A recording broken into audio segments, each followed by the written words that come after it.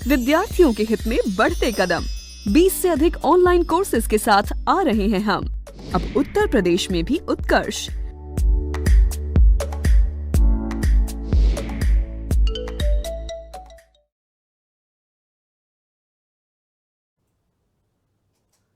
Hello and welcome to Utkarsh classes. मैं Anubhav Jaiswal reasoning mentor आज आप सभी लोगों का अपनी क्लास में स्वागत करता हूं। बच्चों, हम लोग जो है यूपीएसआई के प्रीवियस पेपर्स को सॉल्व कर रहे थे, तो चलिए आगे बढ़ते हैं और आज एक नया पेपर जो है हम लोग सॉल्व करते हैं जो कहीं लास्ट ईयर के पेपर्स में आए हुए हैं। तो देखिए क्या क्वेश्चन है बच्चों, यूपीएसआई के जो पेपर हैं उसको हम लोग स्टार्ट करते हैं और चीज़ों को देखते हैं कि क्या क्या क्वेश्चंस किस तरह से क्वेश्चंस आए हैं। तो देखिए ये फर्स्ट क्वेश्चन है जो बच्चों आपके स्क्रीन पर है, तो फटाफट इस क्वेश्चन को सॉल्व करिए, देखिए क्या है आंसर और इसके आंसर को कमेंट कर दीजिए। देखिए यहाँ पर जो क्वेश्चन है वो कहीं ना कहीं कोडेड इक्वेशंस के हैं। कह रहा है यदि डिवाइड जो है के रूप में कुटबद्ध है, ठीक है। अगर आप बच्चों इसको देखो तो इसका मतलब जो है वो क्या है, डिवाइड है, ठीक है। माइनस हैश के रूप में कुटबद्ध है, मतलब अगर आप बच्चों ये हैश देखिए उसका मतलब क्या है, माइनस है, ठीक है। कॉपीराइट का मतलब कॉपीराइट के रूप में कुटबद्ध है, तो प्लस जो है बच्चों वो कॉपीराइट के रूप में कहीं ना कहीं कूटबद्ध है, तो कॉपीराइट का मतलब प्लस हो गया। और अगर आप यहां पर आए तो x एट द रेट के रूप में कूटबद्ध है, तो जो एट द रेट है, जो x है उसका मतलब क्या हो गया, एट द रेट हो गया। तो देखिए ये सारे मतलब जो है यहां पर दिया हुआ है। तो कह रहा है तो व्यंजक ये जो इक्वेशन है में से 10 का मान निकालने के लिए x का स्थान लेना चाहिए, कौन सा जो है x के स्थान पर आएगा। अब देखिए जब आप इसको सॉल्व करोगे तो चलिए इसको स्टार्ट करते हैं और सॉल्व कर देते हैं। 14 और कॉपीराइट जो है, कॉपीराइट की जगह पर आप क्या रख दोगे, प्लस, तो यहां पर इक्वेशन में आ जाएगा प्लस। अब x की जगह पर आप क्या रख दोगे, एट द रेट, तो एट द रेट आ जाएगा। अब यहां पर देखिए इसका मतलब डिवाइड है, तो ये साइन डिवाइड की जगह पर आ जाएगा। और 2 और हैश जो है वो क्या बता रहा है, तो माइनस बता रहा है। माइनस जो है 12 इज इक्वल टू, हमें क्या चाहिए, इससे 10 निकालना है, ठीक है। तो इसी को हम लोग लिख सकते हैं 14 plus at the rate by 2 minus 12 is equal to 10। अब ये अगर वहां पर अगर आप इसको सॉल्व करोगे तो at the rate by 2 is equal to, ये देखिए बच्चों यहां चला जाएगा तो ये हो जाएगा 22 में से माइनस 14 हो जाएगा, 22 में से माइनस 14 हो जाएगा, 8 हो जाएगा, तो एट द रेट बराबर 16 हो जाएगा। दिस इज द आंसर, ये हमारा क्या हो जाएगा, उत्तर है। क्लियर है बच्चों सभी लोगों को। तो 16 जो है ये हमारा आंसर है। कैसे देखिए कोड किया हुआ था, जिसे आपको बहुत आसानी समझ में आ रहा है। यदि डिवाइड जो है इसके लिए है कहीं ना कहीं, माइनस जो है हैश के लिए दिया हुआ है, प्लस जो है कॉपीराइट के लिए दिया हुआ है, और एक्स जो है एट द रेट के लिए दिया है। तो इसको आप यहाँ पर पुट करके इस पूरे क्वेश्चन को बहुत आसानी से सॉल्व कर सकते हैं और बहुत क्लियर आंसर इसका 16 है, जो कि ऑप्शन बी है। चलिए नेक्स्ट क्वेश्चन में चलते हैं। देखिए बच्चों नेक्स्ट क्वेश्चन में आप देख रहे हैं कि ये जो क्वेश्चन है डॉट सिचुएशन पे ये क्वेश्चन है, और ये डॉट सिचुएशन के काफ़ी सारे क्वेश्चन जो हैं आपको मिलेंगे यूपीएसआई के एग्जाम में। और मैंने अपने कोर्स में, जो यूपीएसआई का मेरा कोर्स है, उसमें काफ़ी सारे क्वेश्चन डॉट सिचुएशन का मैंने कराया है। तो देखिए इसको कैसे करना है, इस क्वेश्चन को हमें ऐसा ही एक सिचुएशन खोजना है जहां पर आप देखें कि 4 तरह के फिगर बने हुए हैं। 4 तरह के फिगर कौन कौन सा है, तो समझिए इस स्क्वायर के अंदर 4 तरह का फिगर है। एक तो बच्चों ये स्क्वायर है, वर्ग है, ये एक वर्ग बना हुआ है। यहां देखेंगे तो एक त्रिभुज बना हुआ है, त्रिभुज है। और यहां पर आप देखोगे तो कहीं न आप एक गोल या वृत्त बना हुआ है, और यहां आप देखेंगे तो एक आयत बना है, रेक्टेंगल बना हुआ है। तो अब आप देखिए इस वाले को, ये जो डॉट आप देख रहे हैं, ये जो डॉट है, तो ये डॉट किसके किसके बीच में है, तो ये डॉट केवल आयत और वर्ग के बीच में है, केवल आयत वर्ग। जबकि ये डॉट सर्कल से बाहर है और ट्रायंगल से भी, जो ये फिगर जैसे ट्रायंगल की तरह लग रहा हो या जो भी फिगर ऐसे दिख रहा है उसके ये बाहर है। ये सिर्फ कॉमन है स्क्वायर और रेक्टेंगल का। तो ऐसी कौन सी स्थिति होगी जो स्क्वायर और रेक्टेंगल के बीच में, देखिए यहां अगर आप देखिए तो स्क्वायर और रेक्टेंगल के बीच में जो है पर ये पूरी जो है सर्कल से भी कवर्ड है, तो यहां ये स्थिति नहीं बन पाएगी। अगर आप यहां देखिए तो ये पॉइंट जो है यहां पर बिल्कुल ये पॉइंट जो है आ सकता है, तो स्क्वायर और रेक्टेंगल के बीच में ये पॉइंट आ सकता है। चलिए एक बार हम लोग इसको सबको हटाते हैं। तो देखिए स्क्वायर और रेक्टेंगल के बीच में, देखिए यहां तो स्क्वायर रेक्टेंगल के बीच में चीजें आ रही हैं, बट सर्कल भी वहां पर है, बट ये सिर्फ 2 फिगर के बीच में में है, कहाँ, स्क्वायर और रेक्टेंगल के बीच में, तो यहाँ ऐसा नहीं हो पाएगा। उसी तरह स्क्वायर रेक्टेंगल के बीच में आप यहाँ भी देखिए तो हमें कहीं ना कहीं कौन सा चीज मिल रहा है, तो एक तो हमें यहां पर ये चीज मिल सकता है, ठीक है, यहां पर आएगा। अब देखिए जो दूसरा फिगर है, दूसरा फिगर जो है अगर आप देखें तो 3 के लिए कॉमन है, किसके लिए, स्क्वायर के लिए, ट्राइंगल टाइप और सर्कल के लिए।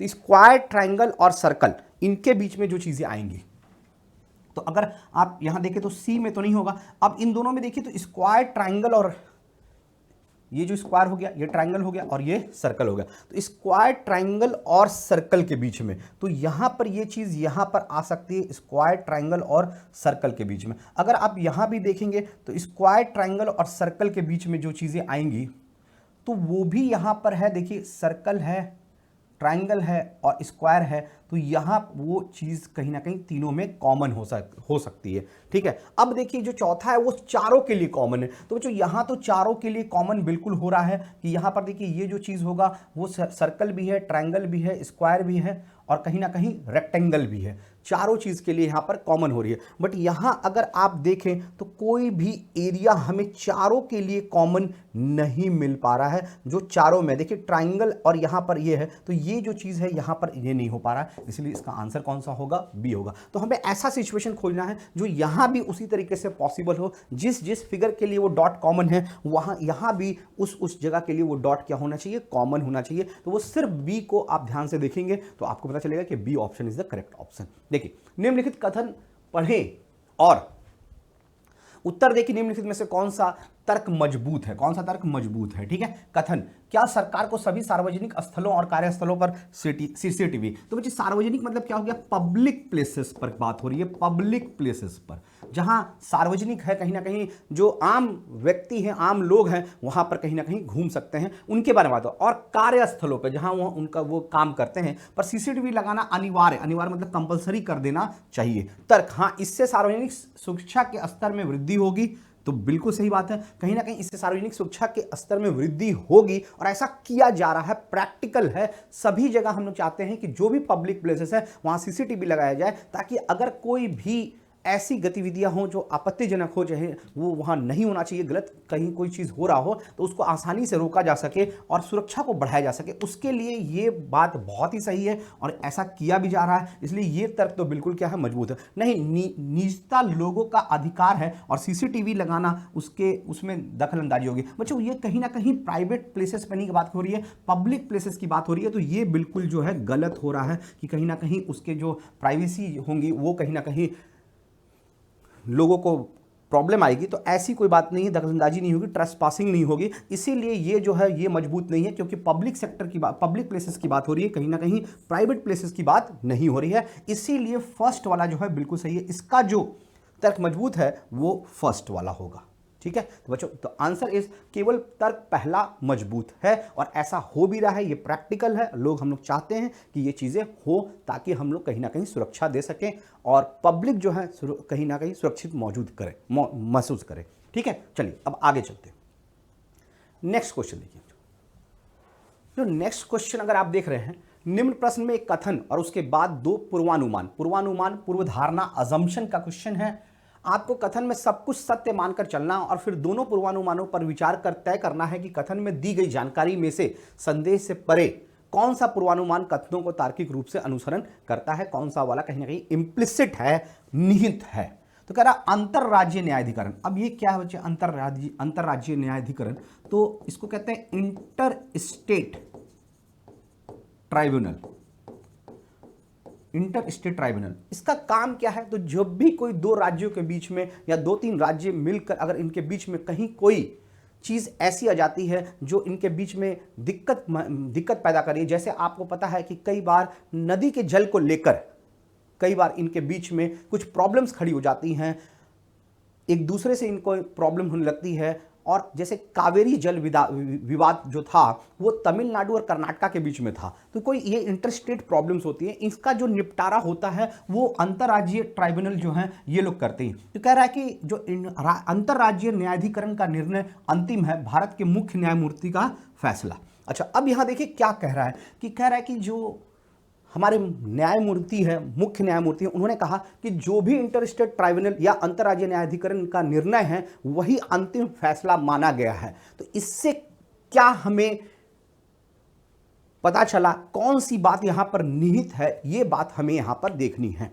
अच्छा, अब देखिए पूर्वानुमान में क्या कह रहा है, अंतर्राज्यीय न्यायाधिकरण सर्वोच्च न्यायालय से उच्चतर निकाय है, यह जरूरी नहीं है। जब इन्होंने कहा कि अंतिम निकाय है तो अंतिम निर्णय है, तो ऐसा नहीं है कि ये जो है कहीं ना कहीं इससे ऊपर है, कहीं सर्वोच्च न्यायालय से ऊपर है, ऐसी बात वहां पर छुपी हुई नहीं लग रही है। इस बात का वहां पर ऐसा नहीं लग रहा है कि वो अंतर्निहित है, तो ये बिल्कुल गलत होगा, ये तो गलत है। और ऐसा सच भी है, यूनिवर्सल ट्रुथ है कि जो सुप्रीम कोर्ट है वह बिल्कुल यहां पर सर्वोच्च है। सर्वोच्च न्यायालय जो है बिल्कुल जो है ऊपर का ये होता है, उनका जो निर्णय होता है वो अंतिम होता है, ये बात हमें ऐसे भी पता है। तो यूनिवर्सल फैक्ट्स में जब कोई अजम्पशन आता है तो हम लोग बहुत आसानी से इसको कर भी लेते हैं, ठीक है। बट यहाँ पर जो चीज़ कहा है, पूर्वानुमानों पर विचार कर तय करना है और इस पर कोई संदेह से नहीं है। तो इससे बात से भी नहीं पता चल रहा है कि जो निर्णय ये जो है सबसे सर्वोच्च है, ऐसी कोई बात यहाँ से निकल कर नहीं आ रही। तो पहला तो क्या हो गया, गलत हो गया। न्यायाधिकरण के को तकनीकी निर्णय के लिए बनाया गया है, बिल्कुल न्यायाधिकरण को तकनीकी निर्णय के लिए बनाया गया है कि जब भी कोई टेक्निकल प्रॉब्लम्स दो स्टेट्स के बीच में या तीन स्टेट्स के बीच में आती है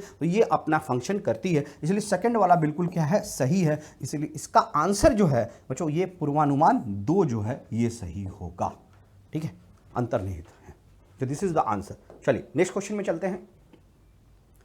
निम्नलिखित प्रश्न में 2 कथन और फिर उसके बाद 2 निष्कर्ष, 1 और 2 निष्कर्ष को पढ़ें और निर्णय करें कि निम्न में से कौन सा निष्कर्ष तार्किक रूप से कथनों का अनुसरण करता है। देखिए बच्चों, ये सिलोगिज्म है, न्याय वाक्य के क्वेश्चन है, ठीक है। तो सिलोगिज्म को करने का मैंने आपको बहुत आसान तरीका बताया है। मैंने कहा कि अगर आप मेरे इन वीडियोस को सिलोगिज्म को देखोगे तो आप इन क्वेश्चंस को देख कर सकते हो, कहीं कोई डाउट नहीं होगी। देखिए यहां पर कुछ है, कुछ कम से कम भी होगा तो भी इसको कुछ ही कहते हैं। कम से कम कुछ का मतलब कुछ तो है जरूर। तो जब कुछ वाले स्टेटमेंट आते हैं तो मैंने बताया था बच्चों, ये 50 और ये 50 होता है, और जब यहां भी कुछ है तो ये 50 और यहां भी 50 आएगा। अब देखिए नल से कहां जाना है बच्चों, टंकी पे जाना है, तो नल से वॉल, वॉल्व से टंकी, और ये 50-50 पे है, तो आगे का आंसर नहीं निकलता है।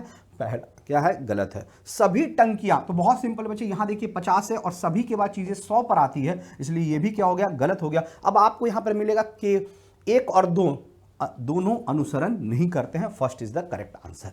इसका आंसर जो हो जाएगा बच्चों, ये फर्स्ट हो जाएगा, ठीक है। अब देखिए ये कूट भाषा में कोडिंग डिकोडिंग का क्वेश्चन है। ये यूपीएसआई में सभी क्वेश्चंस आए हुए हैं जो हम लोग डिस्कस कर रहे हैं। अगर आपने ऐसे क्वेश्चंस प्रैक्टिस किए हैं या पढ़ रखी है तो आपकी तैयारी के लिए ये पता चल रहा होगा कि आपको किस तरीके से पढ़ना है, किस तरीके से अपना पूरा कोर्स को स्ट्रक्चर करना है, कैसे कैसे क्वेश्चंस आपको सॉल्व करनी है, ताकि आसानी से आप इन क्वेश्चंस को कर पाए। एक कूट भाषा विशेष में सिंगल को, देखिए बच्चों, सिंगल को HRELBI कोड किया गया है। तो ईयरिंग का के लिए कूट शब्द क्या होगा, इसका हमें निकालना है, ठीक है। तो एक बार बच्चे मुझे आपको बता दें कि अगर आपको आसानी से ये बात याद है कि S का 19, I का 9, N का 14, G का 7, L का 12 और E का 5 होता है, जबकि H का 8 होता है, ये 18 होता है, ये 5, ये 12, ये 2 और ये 9 होता है। अब हमें देखना है कि इसमें किस तरीके से कूट किया गया है। तो आप यहां पर देखिए बहुत आसानी से आप इसको कर सकते हैं कि S में से -1 करेंगे तो R आएगा, जबकि 9 में से -1 कर दें तो 8 आ जाएगा। इन दोनों पे -1 करना है और डायगनली अपोजिट हो रहा है। उसी तरह देखिए 14 में से बच्चों -2 कर दें और इस G में से भी -2 कर दें तो आपको 5 और 12 मिल जाएगा। 12 में से -3 कर दीजिए और E में से भी -3 कर दीजिए तो आपको ये मिल जाएगा। इसका मतलब पहले बार वाले में दोनों में -1 करना है, एक लेटर पीछे जाना है और दोनों को फिर इंटरचेंज करके लिखना है। उसी तरह नेक्स्ट 2 जो होंगे उसमें से 2-2 माइनस करके इंटरचेंज करके लिखना है। इन दोनों में से 3-3 माइनस करके इंटरचेंज करके लिख देना है। अब देखिए बच्चों, मुझे ईयरिंग का करना है तो मैं बहुत आसानी से तब कर सकता हूं जब मुझे इनके पोजीशंस पता है कि ये 5 होता है, ये 1 होता है, ये 18, ये 9, ये 14 और ये 7। बिल्कुल क्लियर हो जाएगा अगर आपको पता है। देखिए अब इसमें से हमें क्या करना है, -1, और इसमें से भी क्या करना है, -1, बट डायगनली अपोजिट लिखना है। तो ए से पीछे जाएंगे तो आपको क्या मिलेगा, Z, और E से -1 करेंगे तो यहां क्या मिल जाएगा, D। तो पहला Z दूसरा D होना चाहिए। अच्छा 18 से 2 माइनस करना है तो यहां से -2 करना है और यहां से भी -2 करना है। तो 18 में से 2 माइनस करने से मतलब 16 होता है, 16P होता है, और 9 में से 2 माइनस करने से 7 होता है जो कि G हो जाएगा। अब बच्चे यहां पर देखिए -3 करना है और इसमें भी -3 करना है, तो 14 - 3 11 होता है जो कि K होगा, और 7 - 3 बच्चों 4 हो जाता है, 4 जो होता है वो G हो जाएगा। तो Z D G P G K, तो ये कौन सा वाला हम लोग का आंसर है ये देखते हैं हम लोग। यहां पर -3 ईयरिंग, -3 सॉरी 7 - 3 करेंगे 4 आएगा बच्चों, 7 - 3 करेंगे तो 4 होता है। यहां पर थोड़ा सा हम लोग करेक्शन कर दें, हाँ 7 - 3 कर देंगे तो 4 हो जाएगा, और 4 कौन सा हो जाएगा बच्चों, डी हो जाएगा। ठीक है, तो डी जो है बच्चे ये आंसर हो जाएगा PDK। तो ये हम लोग को मिल जा रहा है आंसर, देखिए ये मिल गया। ठीक है, तो correct answer is this one. चलिए नेक्स्ट क्वेश्चन में चलते हैं। देखिए अच्छा, पिंक मायने ब्लू, तो बहुत सिंपल क्वेश्चन है। पिंक मायने ब्लू, ब्लू मायने येलो, येलो मायने रेड, रेड मायने व्हाइट, और व्हाइट मायने ब्लैक। तो मोल का, तो बच्चों मोल का मतलब क्या होता है, मोल का मतलब तिल होता है, और इसका बच्चों क्या कलर होता है, ब्लैक होता है। और आप देखेंगे कि व्हाइट मतलब ब्लैक, व्हाइट मतलब ब्लैक। सो करेक्ट आंसर क्या हो जाएगा, व्हाइट हो जाएगा। करेक्ट आंसर क्या हो जाएगा, व्हाइट हो जाएगा। ठीक है, तो बच्चे this is the answer, white is the correct answer. चलिए नेक्स्ट क्वेश्चन चलते हैं। अब देखिए बच्चे ऐसे ही क्वेश्चन फिर से आ गया। अब आप देखिए यहीं पर बिंदु है, बिंदु किसके बीच में है, तो आप देखिए कि सर्कल और ट्रायंगल के बीच में। एक ऐसा फिगर बच्चों जिसमें सर्कल और ट्रायंगल ही हो और जहां पर बिंदु को लगाया जा सकता है। तो यहां सिर्फ सर्कल और ट्रायंगल नहीं, देखिए सर्कल ट्रायंगल तो है बट वहां स्क्वायर भी आ गया। बट अगर आप यहां पर देखिए तो सर्कल ट्रायंगल यहां बिंदु को रखा जा सकता है, सर्कल ट्रायंगल यहां भी पॉसिबल नहीं है, और सर्कल और ट्रायंगल सिर्फ यहां भी पॉसिबल नहीं है। यहां अगर सर्कल ट्रायंगल अगर आप लेंगे तो तीनों में आ जा रहा है, सर्कल ट्रायंगल तो लेंगे तो तीनों में आ रहा है, सर्कल ट्रायंगल लेंगे तो यहां तीनों में आ रहा है। So this is the correct answer. इससे आपको कंसेप्ट बिल्कुल क्लियर हो गया होगा इस क्वेश्चन का। ठीक है, नेक्स्ट क्वेश्चन चलिए। जो कहता है एक व्यक्ति की ओर संकेत करते हुए किशोर मिश्रा बोले। बच्चों किशोर मिश्रा ने कहा है, ठीक है, किसकी ओर संकेत करते हुए, एक व्यक्ति की ओर। देखिए बच्चों, देखिए ये व्यक्ति हो गया मान लीजिए, ठीक है, ये व्यक्ति हो गया।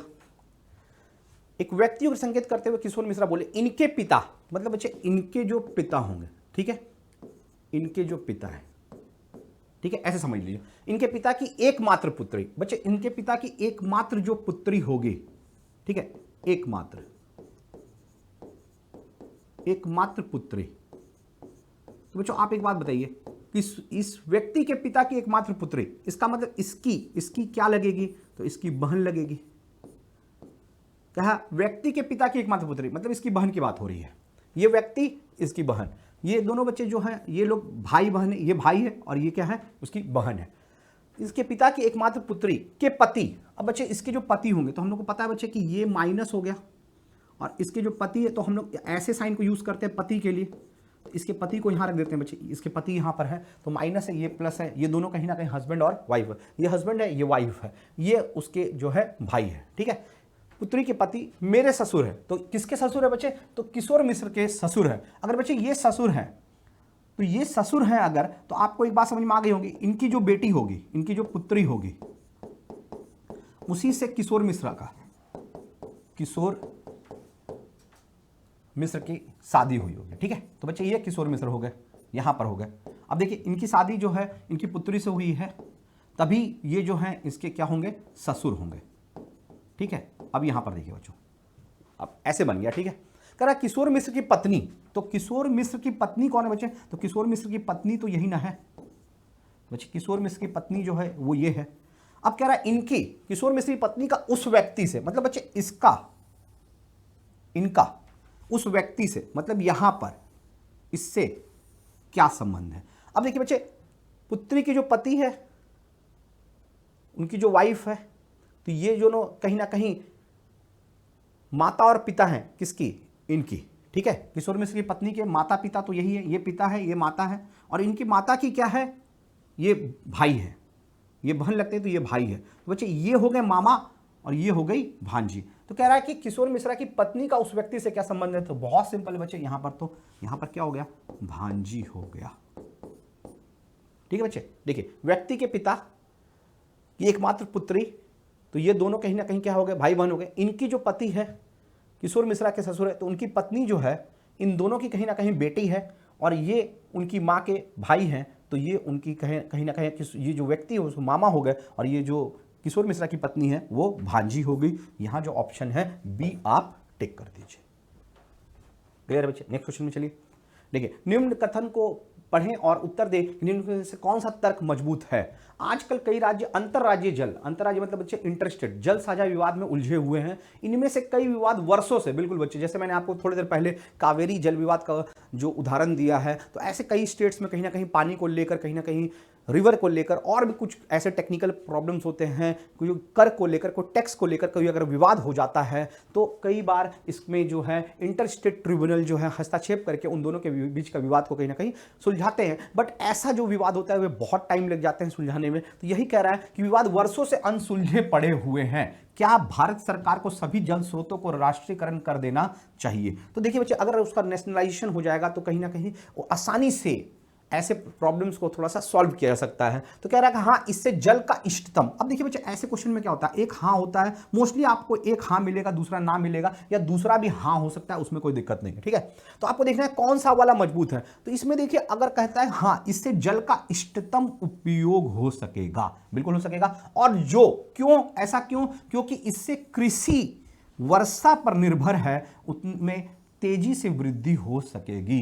तो अगर बच्चे आपको यहाँ पर जो वर्षा पे निर्भर है, अगर उसको जल कहीं ना कहीं नदी से भी पानी मिलने लगेगा, तो इससे कहीं ना प्रॉब्लम अगर जो है उनकी किसानों की वो खत्म होगी और उत्पादकता बढ़ाई जा सकती है, इससे तेजी से वृद्धि हो सकेगी। बिल्कुल सही बात है, बिल्कुल मजबूत है। चीज़ों को कहा गया, फिर उसको एक्सप्लेन किया गया, क्यों ऐसा है, क्या कारण है, ये सारी बातें इसमें बताई गई है। तो ये बिल्कुल मजबूत है और ये आप कहेंगे कि एक मजबूत तर्क है। ठीक है, अब दूसरा देखते हैं। देखिए, हाँ, यह अनेक अंतरराज्यीय समस्याओं का एकमात्र, बच्चे ये वर्ड जब आपको मिल जाए ना तो आप थोड़ा सा सावधान हो जाइए। इसका मतलब होता है ओनली, बोलता है यही एक एकमात्र कारण है। अगर नेशनलाइजेशन नहीं होगा तो ऐसा प्रॉब्लम नहीं हो सकती, नहीं, एकमात्र जो ये कारण है, एकमात्र जो सुझाव है, समाधान है, ऐसा नहीं है बच्चों। तो जब भी आपको ओनली वर्ड आ जाएगा तो 100% जो ऐसे जो प्रॉब्लम्स होते हैं वो गलत होता है। किसी प्रॉब्लम का जरूरी नहीं कि एकमात्र सॉल्यूशन वही हो। तो यहां इस केस में तो एकमात्र सॉल्यूशन नहीं है, इसीलिए ये मजबूत नहीं है। कैसे एकमात्र साधन है, इसके बारे में भी आगे कुछ नहीं कही गई है। अगर ऐसा होता तो इनको यहां एक्सप्लेन करना चाहिए था कि एकमात्र क्यों है। जैसे ऊपर इन्होंने एक्सप्लेन किया, इससे जल का इष्टतम उपयोग हो सकेगा और जो कृषि वर्षा पर निर्भर है उसमें तेजी से वृद्धि आ सकेगी। हां, यह अनेक अंतरराज्यीय समस्या का एकमात्र समाधान है। वाई, एक क्वेश्चन यहां पर खुद से खड़ा हो जाता है, वाई। और जब किसी तर्क में वाई खड़ा हो जाता है तो फिर वो मजबूत तर्क नहीं हो सकता जब तक कि उसे ठीक से एक्सप्लेन न किया जा सके। और ये एकमात्र कोई ऐसा कीवर्ड है जो हमें इन क्वेश्चंस को सॉल्व करने में बहुत हेल्प करता है। अगर ये एकमात्र ऐसे किसी आंसर में, किसी तर्क में आ जाए तो आप कह सकते हैं कि ये गलत है। जैसे मैं कहूं कि सफलता पाने का एकमात्र जरिया सिर्फ हार्ड वर्क है, तो नहीं बच्चों, आपने देखा होगा कई लोग हार्ड वर्क नहीं करते हैं, स्मार्ट वर्क के हेल्प से या कुछ इस तरीके की टेक्निक को अपनाते हैं कि बहुत आसानी से एग्जाम क्लियर करें। आपने अक्सर सुना होगा यूपीएससी में पहली बार इसने टॉप कर लिया। तो क्या उसने क्या किया है कि जो 4-5 साल से लोग तैयारी कर रहे हैं और हार्ड वर्क कर रहे हैं, कहीं ना कहीं पूरी मेहनत से लगे हुए हैं, उनका भी नहीं हुआ है, बट कई लोग एक बार में ही उस अटेम्प्ट को क्लियर कर लेते हैं। तो जरूरी नहीं कि उन्होंने हार्ड वर्क ही किया होगा। तो अब मैं अगर कहूं यूपीएससी को तैयारी करने का और क्लियर करने का सिर्फ एकमात्र तरीका हार्ड वर्क है, तो ये कहना फिर क्या हो जाएगा, गलत हो जाएगा। तो एकमात्र जो है बच्चे वो बिल्कुल गलत कर रहा है इसको, तो ये यहां पर मजबूत नहीं हो सकता। इसलिए क्या होगा इसका आंसर, केवल तर्क पहला मजबूत है, केवल तर्क पहला मजबूत है, यही इसका आंसर हो जाएगा। चलिए नेक्स्ट क्वेश्चन देखिए। एक कूट भाषा में फॉर्मूला को URIQXIR, बच्चों मैं कहता हूं कि ऐसे क्वेश्चन को आप बहुत ज़्यादा समय नहीं लगा के ऐसे करें। जैसे फॉर्मूला लिखा है आप लिख लें इसमें, उसके बाद आप इसमें फटाफट F का 6 होता है, O का 15, R का 18, M का 3, U का 21, L का 12 और A का 1 हो जाता है। ठीक है, अब नीचे देखिए URIQXIR।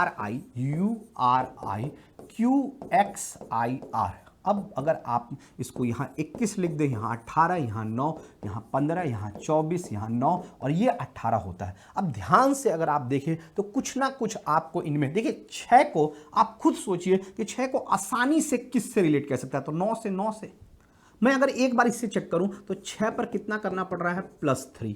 तो अगर आप यहां पर देखिए 6 को +3 किया तो 15 से नहीं होकर लेट, कुछ तो कुछ होगा ही। अगर आप 15 से करेंगे तो 18, फिर 19, 20 से, पर अगर आप यहां देखिए तो +3 है तो यहां भी 15 + 3 किया सकता है। उसी तरह यहां भी +3 किया जा सकता है। 18 + 3 21। अच्छा, अब आप यहां देखें कि 21 जो है 12 है और 1 है, ठीक है। तो अगर आप 1 को देखें तो बच्चों यहां पर क्या हो रहा है, तो 21 में से देखिए 13 M हो गया, 15 ले दिया बच्चों, यहां 17 है, Q जो है 17 होता है, ठीक है 17। हाँ, तो बच्चे इसमें क्या हो गया, तो आप देखो कि +4 हो गया, +4 हो गया। बट अगर यहां पर देखिए 18 19 20 21 तो -3 किया जा रहा है बच्चे, -3। L में भी 12 -3, A में भी -3। ऐसे बच्चे ये सारी चीज़ें मैंने आपको इंपॉर्टेंट बताई है, कोडिंग डिकोडिंग। अगर आप मेरे यूपीएससी का कोडिंग डिकोडिंग का पूरा क्लास देखोगे तो आपको ये पूरे कंसेप्ट्स क्लियर हो जाएंगे, क्योंकि इसमें मैंने ये सारे टाइप जो है कवर कर दिया बच्चे। कई बार क्या होता है कि आप प्रैक्टिस कर लेते हो ऐसे क्वेश्चन और आपको पता चल जाता है कि अगर यहाँ 6 से 7 लेटर है तो जरूरी है जिसमें 3-3 4-4 का ग्रुप बना हो, 3-3 का ग्रुप बना हो, किस तरीके से क्वेश्चन करना है। आप उन वीडियोस को देखिए और आपके सारे कंसेप्ट जो है बिल्कुल क्लियर हो जाएगा। अब देखिए आपको किसे कोड करना है, BRITISH।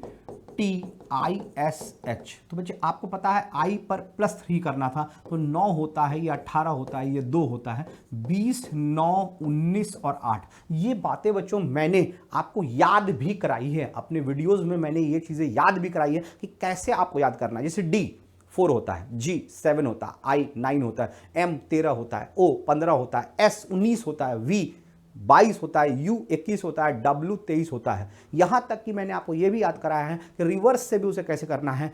L जो है रिवर्स से अगर आप देखोगे 15 हो जाएगा, O रिवर्स की साइड से देखोगे तो 12 हो जाएगा, W रिवर्स से देखोगे 4 हो जाएगा, E रिवर्स से देखोगे 22 हो जाएगा, J रिवर्स से देखेंगे अगर बच्चे तो 17 हो जाएगा, Q देखेंगे तो 10 हो जाएगा। तो ऐसी चीजें मैंने आपको याद कराई हैं, उसमें ये पूरी टेक्निक याद करने की बताई है आपको। चलिए अब आपको क्या करना है, तो बच्चे पहले में तो +3, आखिरी में -3 और बीच वाले में +4। तो देखिए 9 + 3 करेंगे 12 होगा, 12 क्या होगा, L हो जाएगा, 18 + 3 21 होगा, U हो जाएगा, 2 + 3 5 होगा, 5 जो है बच्चों E हो जाएगा। ऐसा ऑप्शन जिसमें LUE है, तो ये तो कभी नहीं होगा, ये कभी नहीं होगा, ठीक है। T पर 4 करना है, 24 हो जाएगा, 24 क्या होता है बच्चों, X होता है। देखिए आप ये आंसर यहीं पर कर सकते हैं, X होता है। आगे अगर आपको और चेक करना है तो 9 - 3 जो होगा वो कितना हो जाएगा, 6 हो जाएगा। 6 जो होता है बच्चों F होगा, कहीं ना कहीं H 8 है, 8 - 3 5 हो जाएगा, 5 जो है E हो जाएगा, 19 - 3 16 हो जाएगा, P हो जाएगा। तो देखिए EPF यही वाला जो है आंसर है, ठीक है। तो हम लोग चाहते हैं कि हम लोग आसानी से इन क्वेश्चंस को कर सकते हैं, ताकि आप यूपीएसआई में जब आप इन चीज़ों को, ये टेक्निक्स थोड़ा सा याद रखते हैं तो बहुत आसानी से रीजनिंग के सेक्शन को फुल मार्क्स स्कोर किया जा सकता है। चलिए नेक्स्ट क्वेश्चन देखिए। देखिए बच्चों, नंबर सीरीज का एक क्वेश्चन है। प्रश्न जो है नंबर सीरीज का है, मैंने ये पढ़ा रखा है आपको। 7 19 31 51 71। तो जल्दी से ट्राई कीजिए इसका आंसर क्या होगा। बच्चों मैंने आपको बताया जब अगर ये तेजी से न बढ़े बट थोड़ा सा धीरे धीरे इंक्रीज करे, और कहीं ना कहीं ऑप्शंस जो है बच्चों, ऑप्शंस भी इससे काफ़ी दूर ना हो, इसके ऑप्शंस जो है इन नंबर्स के आसपास के ही हैं, बिल्कुल आसपास के ही, बहुत ज़्यादा दूर नहीं। तो ऐसे क्वेश्चन मोस्टली जो हैं वो एडिशन और सब्ट्रैक्शंस के होते हैं, जोड़ और घटाव के होते हैं। मैंने सीरीज में आपको 5 टाइप पढ़ाया बच्चों, याद करें आप। सबसे पहला मैंने आपको पढ़ाया था कि addition, subtraction, magical number, multiplication, common series और अल्टरनेट सीरीज। इसी से सारे क्वेश्चन जो है सीरीज के सॉल्व हो जाते हैं। अब मैंने कहा कि बच्चों ये क्वेश्चन जो पहचानेंगे कैसे, तो ये एडिशन सब्ट्रैक्शन का होगा। एडिशन सब्ट्रैक्शन का इसलिए होगा क्योंकि ये जोड़ और घटाव का इसलिए होगा क्योंकि इसके ऑप्शन जो है इससे काफ़ी नज़दीक है, बहुत दूर नहीं है। ऐसे क्वेश्चन में मैंने बताया था कि कई बार आपको सिर्फ इतना करना है कि इस दोनों नंबर के बीच का डिफरेंस लेंगे, तो आप देखोगे ये दोनों नंबर का डिफरेंस जो है 12 हो जाएगा। 19 और 31 अगर आप देखें तो फिर से 12 आ रहा, 31 51 देखे 20 आ रहा है, और 51 और 71 देखे तो भी 20 आ रहा है। अब अगर आपको ये समझ में नहीं आ रहा है तो आप 12 और 12 का बीच का डिफरेंस कितना हो गया 0, यहाँ कितना हो गया 8, यहाँ कितना हो गया 0। अब आप खुद बताइए बच्चे, अगर पहला 0 है 8 है 0 है तो फिर हमें यहाँ पर क्या डालना चाहिए, 8 ही डालना चाहिए। 20 और 8 कितना हो जाएगा 28 हो जाएगा। तो 28 को अगर आप यहाँ पर ऐड कर देंगे तो बच्चे आंसर क्या हो जाएगा 99 होगा। तो बहुत आसानी से अगर आप ऐसे क्वेश्चंस कर सकते हैं, अगर आपने मेरे पूरे नंबर सीरीज का जो मैंने 4-5 लेक्चर लिया हुआ है उसको अगर आप देख लें तो। ठीक है, चलिए बच्चे आगे चलते हैं, हम लोग नेक्स्ट क्वेश्चन को चलते हैं। देखिए कह रहा है दिए गए विकल्पों में से जो विकल्प भिन्न है, जो बच्चों डिफरेंट है, ये जो आपको ABCD भिन्न है वही पहचानना है। बहुत आसान क्वेश्चन रहा। देखिए जैसा फिगर यहाँ बाहर है वैसा फिगर यहाँ अंदर है, जैसा फिगर यहाँ बाहर है वैसा फिगर ये अंदर है, जैसा फिगर यहाँ बाहर है वैसा फिगर अंदर है। बट बच्चे जैसा फिगर यहाँ बाहर है वैसा फिगर अंदर नहीं है। यहाँ दोनों अलग थे अंदर वाले, यहाँ दोनों अलग हैं, यहाँ दोनों अलग है, बट यहाँ दोनों बिल्कुल सेम है, इसलिए डी जो है इसका करेक्ट आंसर हो गया। बहुत आप आसानी से कर सकते हैं, आपने कई लोगों ने कर भी लिया होगा इस क्वेश्चन के आंसर को देखते ही। ठीक है, चलिए 16 नंबर देखिए बच्चों। तो ये एक क्वेश्चन बार बार यूपीएसआई में आ रहा होगा, आपने हमारे पहले वीडियोस को भी देखा होगा। इसको हम लोग कहते हैं पात्रता मापदंड के क्वेश्चन या योग्यता के क्वेश्चंस को हम लोग कह सकते हैं। इसमें कुछ इंफॉर्मेशंस निर्देश दिए होते हैं किसी के बारे में कि अगर आपको वहाँ योग्यता दिखानी है तो क्या क्या योग्यता होनी चाहिए। तो और इस मापदंड को जो लोग पूरा करते हैं उसका सिलेक्शन होता है। तो ऐसे कुछ क्वेश्चंस हैं जो बार बार यूपीएसआई में लास्ट ईयर पूछा गया, हर सेट में ऑलमोस्ट पूछा गया। एक अनुसंधान संस्था के अन्य दायित्वों को अलावा अपने सूचना स्रोत को डिजिटल रूप प्रदान करने हेतु एक सहायक लाइब्रेरियन को भर्ती करना है। प्रार्थी को निम्न अर्हताओं को पूरा करना है, निम्न योग्यताओं को पूरा करना है। तो पहला योग्यता क्या देखिए बच्चों, आप मोस्टली देखोगे तो ऐसे क्वेश्चन में 3 या 4 आपको शुरुआत में दिए हुए हैं। ठीक है, तो पहला क्या है देखिए, सबसे पहले जो प्रार्थी होना चाहिए, जो कहीं ना कहीं यहाँ पर जा रहे हैं एग्जाम देने के लिए, जो इंटरव्यू में आने वाले हैं, वो उनकी आयु 1/11/2016 को, कब 1/11/2016 को 25 वर्ष से कम और 40 वर्ष से अधिक ना हो। मतलब 25 वर्ष से कम ना हो और 40 वर्ष से ज्यादा नहीं होना चाहिए। ठीक है, अब उसको 65% अंक प्राप्त होना चाहिए। कहां, लाइब्रेरी और सूचना विज्ञान में स्नातक की उपाधि हो। तो उसको 65% अंक क्या होना चाहिए, स्नातक में प्राप्त होना चाहिए, और वो भी किससे, लाइब्रेरी और सूचना विज्ञान। तो बिल्कुल ये याद रहेगा कि 2016 में 1/11/2016 में उसकी कम से कम आयु 25 और ज्यादा से ज्यादा आयु 40 वर्ष होना चाहिए। उस व्यक्ति के पास 65% अंक होना चाहिए। कहां, तो लाइब्रेरी और सूचना विज्ञान स्नातक में। ठीक है, अब उसके विश्वविद्यालय लाइब्रेरी में न्यूनतम 4 वर्ष की प्रशिक्षुता अनुभव होना चाहिए। 4 वर्ष का अनुभव भी इसमें कहा गया है। अब ऐसे क्वेश्चन में आप देखोगे कि तथापि यदि प्रत्याशी उपयुक्त अर्हताओं पूरी करता है सिवाय, तो अब किसके, तो एक नीचे एक ए या 2 हो सकता है, इसमें किसी एक योग्यता को वो पूरी ना कर रहा हो। तो कौन सा वाला कह रहा है, तो 2 नंबर कह रहा है कि अगर वो 2 नंबर पूरा नहीं कर रहा, इसका मतलब कि उसको 65% अंक नहीं प्राप्त हो पाए होंगे। तो फिर क्या हो सकता है, सपोज कर लीजिए उसने अपना एज जो है वो तो ठीक है 25 और 40 के बीच में है, कहीं ना कहीं उस थर्ड में उसके पास 4 साल का अनुभव भी है, पर दूसरा वो 65% अंक अगर प्राप्त नहीं कर रहा अभ्यर्थी, तो उसके पास क्या हो सकता है ताकि उसको कुछ आगे की कार्रवाई में बुलाया जा सके। तो कह रहा उपयुक्त में, लेकिन यदि उसके पास यूजीसी लिखा है बच्चे, यूजीसी होगा, यूजीसी NIT प्रमाणन है, उसके मामले को संस्था के निदेशक को, उसके मामले को उसको हटाना नहीं है, चयन तो नहीं करना है, पर उसके मामले को संस्था के निदेशक के पास भेजा जाएगा। ये सारे पॉइंट है। तो चलिए देखिए एक बार अगर आप इसको दिमाग में रखेंगे, सबसे पहला 25 से 40 वर्ष तक का होना चाहिए। कब, तो आप देखिए 1/11/2016 तक उसका जो उम्र होना चाहिए 25 और 40 के बीच में, 25 या 40, कम से कम 25 और ज्यादा से ज्यादा 40। दूसरा पॉइंट क्या था बच्चे, 65% होना चाहिए। कहां, स्नातक में ग्रेजुएशन में उसको 65% आना चाहिए। कहां से, तो लाइब्रेरी और सूचना विज्ञान में स्नातक, लाइब्रेरी और सूचना विज्ञान में उसको 65%। तीसरा, तो उसके पास 4 इयर्स का कहीं ना कहीं एक्सपीरियंस होना चाहिए। कहां, विश्वविद्यालय लाइब्रेरी में। बट अगर ये नहीं कर पाता, इसमें से अगर ये नहीं कर पाता है, तो उसे क्या होना चाहिए कि यूजीसी नेट से कहीं ना कहीं उसके पास प्रमाणन होना चाहिए, यूजीसी एनईटी प्रमाणन होना चाहिए, यूजीसी नेट का प्रमाणन होना चाहिए। तो ऐसे केस को कहाँ भेज देना है हम लोग को? निदेशक के पास भेजना है। अगर देखिए, अब अगर इसने किसी ने तीनों केसेस ऊपर तीनों के तीनों योग्यताओं को पूरा कर लिया तो उसे चयन करना है। इसमें से कोई एक योग्यता एकदम पूरी नहीं होती है, सपोज कर लीजिए ये पूरा नहीं होता या ये पूरा नहीं होता, तो उसका चयन नहीं करना है। अगर ये दो पूरा हो जाते हैं पर दूसरा पूरा नहीं होता है, बट अगर उसने इस वाले को पूरा कर लिया तो उसे निदेशक के पास भेजना है। और अगर कोई बात अगर हमें पता नहीं चला तो डाटा अपर्याप्त करना है, डाटा अपर्याप्त, उसके बारे में फिर हम लोगों को लिखना है। चलिए मैं एक बार एक्सप्लेन करता हूं। सबसे पहले आप लोग बच्चों बताइए, सबसे पहला वाला क्या था कि 1/11/2016 को उसकी कम से कम आयु कितना 25 साल और ज़्यादा से ज़्यादा कितना 40 साल। दूसरा, उसे 65% स्नातक में आय होने चाहिए। किस विषय में? तो लाइब्रेरी और सूचना विज्ञान में। तीसरा मैंने क्या कहा? तो तीसरा मैंने कहा कि उसके पास 4 साल का अनुभव होना चाहिए विश्वविद्यालय लाइब्रेरी में। चौथा मैंने कहा कि अगर किसी व्यक्ति ने दूसरे नंबर वाले को पूरा नहीं कर रहा है, उसके 65% नहीं है, तो उसके पास यूजीसी नेट का प्रमाणन होना जरूरी है। और वैसे केस को आप कहाँ भेजोगे? निदेशक के पास भेजोगे। ठीक है, तो चलिए अब नेक्स्ट क्वेश्चन देखते हैं कि क्या क्या चीजें दी गई हैं। देखिए, आपको सभी मामले 1/11/2016 को दिए गए हैं। ठीक है, 1/11/2016 को दिए गए हैं। उषा ने मदुरई विश्वविद्यालय से डॉक्टर की उपाधि तथा स्नातक की उपाधि प्राप्त की। उषा ने स्नातक में कुल 63%, देखो बच्चे 63% ही लाई है।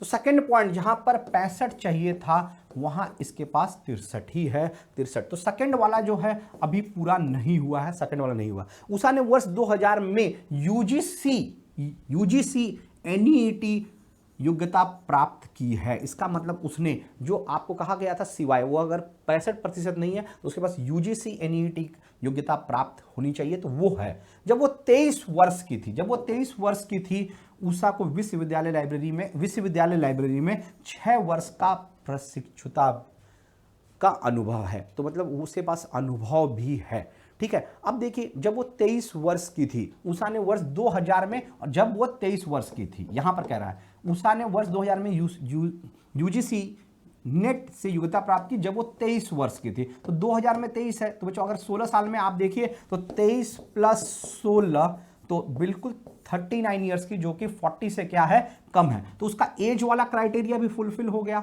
उसके पास 6 साल का अनुभव भी हो गया, बट उसे 65% नहीं आया, 63% तो है, और एनईटी योग्यता भी है। इसीलिए उसके केस को हम लोग अपने से चयन न करके, जैसा वहां कहा गया था, प्रत्याशी को संस्था के निदेशक के पास भेजा जाना है, संस्था के निदेशक के पास भेजा जाना है, क्योंकि उसने पहला 39 ईयर्स वाला, दूसरा 65% वाला तो नहीं हो पाया, तीसरा उसके पास 6 वर्ष का अनुभव, तो तीसरा वाला जो है हो गया, पहला हो गया। इसके बिना उसने क्या किया है, तो यूजीसी नेट से प्रमाणन पत्रता है उसके पास योग्यता है, कहीं ना कहीं उसने यूजीसी नेट को क्या किया है, योग्यता प्राप्त की है, यूजीसी नेट योग्यता प्राप्त है। इसलिए ऐसे केस को हम लोगों को निदेशक के पास भेजा जाना था। चलिए नेक्स्ट क्वेश्चन देखते हैं। देखिए, आपको सभी मामले 1/11/2016 को दिए गए हैं। विद्या ने पंजाब विश्वविद्यालय से लाइब्रेरी और सूचना विज्ञान में स्नातक की उपाधि प्राप्त की है, जहां वो 5 वर्षों के प्रशिक्षा रही। उसने 2016 में 23 वर्ष की आयु, 2016 में 23 वर्ष की आयु, तो बच्चे यहां पर आप देखिए एनईटी प्राप्त की और स्नातक परीक्षा में 72% अंक, तो बच्चे 2016 में वो 23 वर्ष की ही है, 2016 में वो 23 वर्ष की है कहीं ना कहीं उसने। और हमें कहा गया था कि 25 से 40 होना चाहिए, 25 से 40। उसने 2016 में 23 वर्ष की आयु में यूजीसी एनईटी योग्यता प्राप्त की, तो ठीक है बच्चों, उसमें तो कोई दिक्कत नहीं है, बट उसने 23 वर्ष में, और 2016 को ही हम लोग को चीज़ों को देखना था, तो वो 23 वर्ष, इसका मतलब उसने 25 वर्ष वाला आयु प्राप्त नहीं किया है। ऐसे केस में प्रत्याशी का चयन नहीं किया जा सकता, प्रत्याशी का चयन नहीं किया जाना है, क्योंकि उसको 25 वर्ष को उसने प्राप्त नहीं किया है, वो अभी 23 वर्ष की ही। ऐसे केस में हम लोग नहीं करेंगे, क्योंकि मिनिमम जो था कम से कम 25 और ज़्यादा से ज़्यादा 40। उसने 2016 में 23 वर्ष, और हमें चाहिए था, आप देखिए यहाँ पर कहा गया था उसकी आयु 1/11/2016 को 25 वर्ष से कम और 40 वर्ष से अधिक ना हो, तो वो 23 वर्ष है, तो पूरे 2016 में 23, तो 2017 में वो 24, तो ऐसा नहीं हो सकता, वो उसका चयन नहीं किया जा सकता। ठीक है, चलिए नेक्स्ट क्वेश्चन देखिए।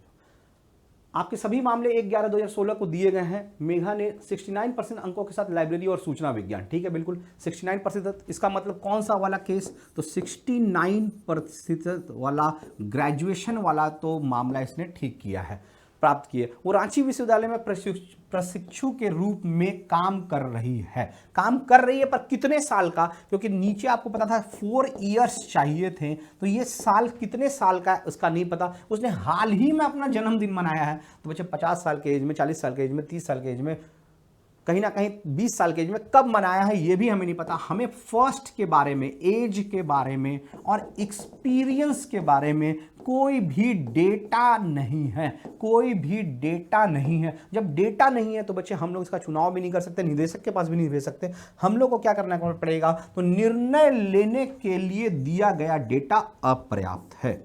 निर्णय लेने के लिए दिया गया डेटा अपर्याप्त है। अब देखिए बच्चे यूपीएसआई में ऐसे जो क्वेश्चन हो रहे हैं उसमें 2 से 3 क्वेश्चन पूछे हैं, मोस्टली 3 क्वेश्चन पूछे गए हैं। और जो आप देखेंगे तो यहाँ जो एग्जाम जो शुरुआत में यहाँ 3 पॉइंट और नीचे 1-2 पॉइंट दिए गए हैं। तो अगर आप थोड़ी सी चीज़ों को अगर याद रखने लगते हैं दिमाग में, तो ऐसे क्वेश्चंस को बिना कहीं लिखे हुए आप आसानी से जाके वहाँ उसके डेटा को पढ़ते हुए अपना आंसर कर सकते हैं। ठीक है, चलिए अब आगे चलते हैं, देखते हैं नेक्स्ट क्वेश्चन।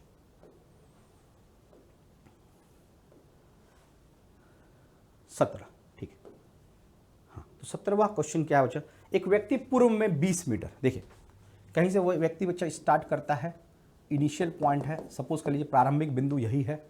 एक व्यक्ति पूर्व में 20 मीटर चला, तो बच्चे पूर्व में 20 मीटर चला और 90 डिग्री दक्षिणावर्त, बच्चे 90 डिग्री दक्षिणावर्त। अब मैं एक बात आपको बता दूं बच्चों, कई बार अगर आप तो हिंदी में आप चीज़ों को जान रहे हैं, ठीक है, अगर मेरे वीडियो को कोई ये दिख रहा है दक्षिणावर्त, इसका मतलब होता है बच्चों क्लॉकवाइज, और क्लॉकवाइज को हम लोग राइट भी कहते हैं। आप दिमाग में रखिए चीज़ों को बच्चे, दक्षिणावर्त क्लॉकवाइज राइट। और अगर कहता है वामवर्त, वामावर्त, देखिए वामावर्त यहाँ पर कह रहा है, इसका मतलब यहाँ होता है एंटी क्लॉकवाइज, और एंटी क्लॉकवाइज को हम लोग लेफ्ट कहते हैं। तो क्लॉकवाइज मतलब क्या, घड़ी की दिशा में, और एंटी क्लॉकवाइज मतलब क्या, घड़ी के विपरीत दिशा में। क्लॉकवाइज घड़ी की दिशा में, वामावर्त घड़ी के विपरीत दिशा में। तो 90 डिग्री दक्षिणावर्त। तो देखिए बच्चे, अगर कोई चीज़ यहाँ पर कोई घड़ी की अगर ये सुई है, तो आप बोलोगे कि अगर घड़ी की दिशा में चले, दक्षिणावर्त चले, क्लॉकवाइज चले, तो वो बिल्कुल क्या होगी, घड़ी की दिशा में चलने के लिए उसको नीचे आना पड़ेगा, ऐसे वो घूमेगी। तो वो 90 डिग्री, 90 डिग्री का मतलब बच्चों वो यहाँ से जो है वो 90 डिग्री का एंगल बनाता है। अपने जिद की तरफ वो जा रहा था, उसे 90 डिग्री इधर घूम जाता है, नीचे घूम जाता है, मुड़ गया और 20 मीटर चला। और कितना चला बच्चों, तो 20 मीटर इधर भी चल के यहाँ आता है, 20 मीटर चला। वह फिर वहाँ से बाईं ओर, देखिए बच्चे, फिर वहाँ से बाईं ओर, अगर बच्चे दाईं होता तो इधर होता, बाईं होगा तो इधर हो जाएगा लेफ्ट, कहीं ना कहीं एंटी क्लॉक हो जाएगा, घड़ी के विपरीत हो जाएगा। तो बाईं ओर, वह फिर वहाँ से बाईं ओर मुड़कर 10 मीटर चला। बच्चे यहाँ वो बाईं ओर मुड़ा और कितना मीटर चला, 10 मीटर चला। ये चीज़ें मैंने आपको डायरेक्शन में पूरा बताया है। फिर वह वामवर्त, वामावर्त मतलब बच्चे क्या होता है, वामावर्त का मतलब होता है फिर से वो एंटी क्लॉकवाइज मुड़ा और 20 मीटर चला, फिर से वो एंटी क्लॉकवाइज मुड़ा और 20 मीटर चला। तो अगर एंटी क्लॉकवाइज मुड़ेगा तो बच्चे ऊपर चला जाएगा, और कितना मीटर, तो 20 मीटर। तो वो यहाँ आ गया और यहाँ पर, क्योंकि बच्चे ये भी 20 मीटर तो ये भी 20 मीटर, तो ये उसका 20 मीटर चला। तो ये फाइनल पॉइंट हो गया बच्चे, ये फाइनल पॉइंट, ये उसका अंतिम बिंदु, और ये प्रारंभिक बिंदु। प्रारंभिक बिंदु से वह कितनी दूर और किस दिशा में। तो बच्चा आप यहाँ पर खड़े हो जाइए और देखिए, तो आप इधर की तरफ देखोगे तो पहले तो वो किस दिशा में हो जाएगा, ईस्ट, पूर्व हो जाएगा, पूर्व दिशा में वह है। और कितनी दूर है, तो बच्चे देखिए आप यहाँ से यहाँ तक कितना हो जाएगा, 20, और ये डिस्टेंस यहाँ तक हो जाएगा, तो ये कितना हो जाएगा, 10। तो 20 + 10 कर देंगे तो कितना मीटर हो जाएगा, 30 मीटर। 30 मीटर पूर्व की ओर वो चल रहा है। तो ये इसका आंसर कौन सा हो जाएगा, डी हो जाएगा। का आंसर बच्चों डी हो जाएगा। ठीक है, चलिए नेक्स्ट क्वेश्चन चलते हैं। 216 18 125, जल्दी से बच्चे इसका आंसर को कमेंट करिए। मैंने आपको बहुत बार बताया है, इसमें कुछ ऐसे नंबर हैं जिसको हम लोग मैजिकल नंबर कहते हैं, जादुई नंबर कहते हैं, क्योंकि ये हमारे क्वेश्चन को बहुत आसानी से सॉल्व कर सकते हैं। इन नंबर्स की पहचान बहुत आसानी से हो जाती है। जो मैंने आपको अपने नंबर सीरीज़ के जहाँ हम लोगों ने संख्या पर काम किया था, तो वहाँ मैंने आपको नंबर सीरीज़ पढ़ाया, नंबर एनालॉजी पढ़ाया, नंबर क्लासिफिकेशन बनाया। इसका मतलब संख्या श्रृंखला, नंबर संख्या समानता, संख्या वर्गीकरण, नंबर पजल पढ़ाया, लुप्त संख्याएं पढ़ाई, काफ़ी सारे क्वेश्चंस को वहाँ प्रैक्टिस कराया था और आपको ट्रिक्स बताई है। आप उन वीडियोस को देखिए, आपके सारे कंसेप्ट्स क्या होंगे, क्लियर होंगे। देखिए अब बच्चे 216 को 18 125 को क्या लिखेंगे, तो देखिए 216 को हम लोग जानते हैं ये क्या होगा, 6 का क्यूब। ये क्या होगा, 6 का क्यूब। 18 कैसे आपको मिलेगा, तो 6 गुना 3। अब देखिए यहां पर है 125, तो 125 को क्या लिखोगे बच्चे, 5 का क्यूब। अब अगर मैं कहूं 5 गुना 3, जैसे यहां पर 6 गुना 3, 5 गुना 3, तो 5 गुना 3 में यहां पर क्या मिल जाएगा बच्चे, 15। सबसे पहले हम वही देखते हैं कि जो यहां पर किया गया है वही चीज पूरा यहां पर किया गया। तो ये एक एनालॉजी का क्वेश्चन था, सिमिलैरिटी का क्वेश्चन था, समानता का क्वेश्चन था, तो 15 इसका जो है करेक्ट आंसर हो जाएगा। ठीक है बच्चों, नेक्स्ट क्वेश्चन में चलते हैं। देखिए बच्चों 19 से 21 में ऐसे क्वेश्चन भी आपको बार बार मिलेगा। 2017 में ऐसे क्वेश्चंस बिल्कुल पूछे गए। हर पेपर में ये सेट के क्वेश्चंस में आपको इनपुट आउटपुट कहते हैं, इसको हम लोग इनपुट आउटपुट कहते हैं। ये बैंक के एग्जाम्स में भी आया करता था और अब यूपीएसआई के एग्जाम्स में भी आया है। कहीं ना कहीं इन कुछ सालों में आपने देखा होगा रीजनिंग के लेवल को उन्होंने कहीं ना कहीं बढ़ाया है। वीडियो के एग्जाम्स में भी ऐसे क्वेश्चंस पूछे जा सकते हैं और पूछे गए भी होंगे, और ये सारे क्वेश्चंस आपके लिए इंपॉर्टेंट होगा। यूपी में कोई भी एग्जाम आ रहा है तो ऐसे क्वेश्चंस में कहीं ना कहीं नए जोड़े गए हैं इस सेट्स में, तो आप इस क्वेश्चंस को बच्चों आसानी से कर सकते हैं। और इसके लिए मैंने आपको बताया था कि आप क्या करें कि सबसे पहले अगर आप यहाँ देखें तो इसमें लॉजिक समझना होता है। लॉजिक कहता है कि एक यहाँ आपको ये इनपुट दिया गया है, ये पूरा इनपुट आपको दिया गया है। आप देखिए मैं इसको आपको समझा रहा हूँ, ये इनपुट दिया गया है। अब इस इनपुट से हो क्या रहा है आप देखिए, तो कहता है कि जब आप इनपुट से चरण पहले पे जाते हैं, आप चरण पहले पे जाते हैं तो ये हमारा इनपुट होता है। जो सबसे ऊपर दिया होता है वो इनपुट होता है। उससे अगर आप पहले पे जा रहे हैं तो कुछ चेंजेस हो रही होंगे, तो बोला क्या चेंजेस हो रही होगी, उसी को आपको ध्यान से कैच करना है। आप देखिए कि इस वाले को यहां लाया गया, यहां लाया गया। ठीक है, आपको मैं बताऊं तो ये वाला यहां आया है। इनपुट से स्टेप 1 में शोज को यहां लाया गया। जब इसको यहां लाया गया, इनको आगे की ओर धकेला गया, तो ये चैंप आ गया, रूल आ गया, माउथ ऐसे हो गया, फास्ट ऐसे हो गया। ठीक है, अब देखिए बच्चों मैंने आपको बताया कि यहां अगर आप दोबारा फिर दूसरे लाइन में देखेंगे तो दूसरी लाइन में क्या चेंजेस किया गया है। तो अगर आप देखिए सोर्स के बाद रूल्स आ गया, इसका मतलब ये जो रूल्स है वो यहां आ गया। ठीक है, सोर्स के बाद रूल्स, देखिए सोर्स तो वही है, रूल्स यहां आ गया, आगे चीजों को क्या कर दिया गया, धकेल दी गई। ठीक है, अच्छा अब आप देखिए तीसरे लाइन में क्या हो रहा है, तीसरी लाइन में क्या चेंजेस किया गया है। तो देखिए तीसरी लाइन में अगर आप देखोगे तो शोज रूल्स, उसके बाद यहां से माउथ को उठाकर, ठीक है यहां थोड़ा सा गलती कर दिया, MOTH इसको ठीक कर दिया बच्चे, तो चलिए माउथ को यहां ले गया है। ठीक है, तो देखिए शोज रूल्स माउथ्स। ठीक है, उसके बाद आप देखेंगे कि नेक्स्ट में क्या चेंजेस किया गया, नेक्स्ट में क्या चेंजेस किया गया। तो आप इस पर देखिए सोज रूल्स माउथ, उसके बाद यहां से फास्ट को उठाकर यहां लेकर आया गया है और बोला कि अब ये जो है पूरा क्लियर हो गया। अब आपको मैंने याद कराया बच्चों, और ये भी इंपॉर्टेंट है, देखिए एस जो पहला यहां वर्ड है, इसका जो पहला लेटर है उसका पोजीशन 19वां होता है। अगर आप R को याद करें तो ये 18 होता है, ये M को याद करें तो 13 होता है, ये F को याद करें 6 होता है, C को याद करिए 3 होता है। तो आप देख पा रहे हैं ऐसे वर्ड को पहले लिखा गया जिसके पहले वाले अक्षर का पोजीशन बड़ा हो।